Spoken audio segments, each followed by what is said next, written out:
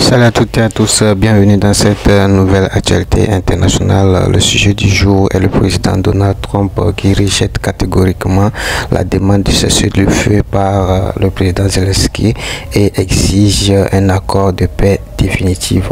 Après sa rencontre avec le président Vladimir Poutine en Alaska, plus personne ne comprend plus du tout la décision ou bien les décisions du président Donald Trump. Même ses alliés ne comprennent plus rien du tout.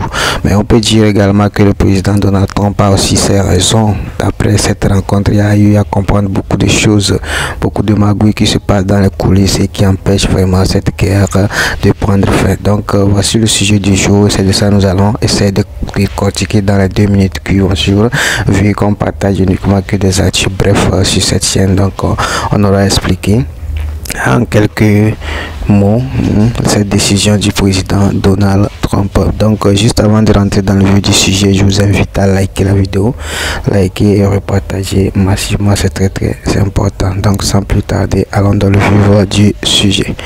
Alors information officielle vient du réseau social du président Donald Trump. Il a publié sur sa plateforme Trump où il dit qu'il refuse catégoriquement cette histoire d'accord de paix, cette histoire de cessez-le-feu, plutôt le cessez-le-feu de 30 jours. Il a récité ça catégoriquement et il exige un accord de paix définitif parce que selon lui, des victimes seront en train de mourir toujours et toujours en Ukraine.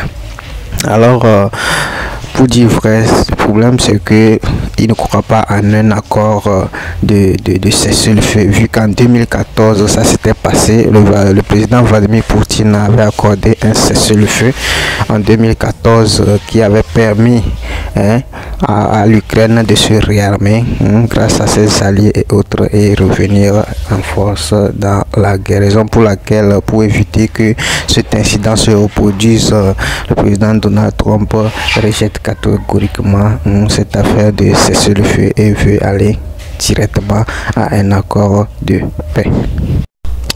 Ce qui bien entendu ne plaît pas à Zelensky et à ses alliés d'Europe, puisque ce qu'eux voulaient c'est un cessez-le-feu, un cessez-le-feu de 30 jours qui va leur permettre de bien réarmer l'Ukraine, de faire entrer les spécialistes, les ingénieurs et autres et reprendre la guerre juste après les 30 jours. Voilà, parce que Zelensky ne peut pas accepter cette défaite, ne peut pas accepter perdre tous les terres que la Russie a déjà conquis. Donc voilà l'actu du jour.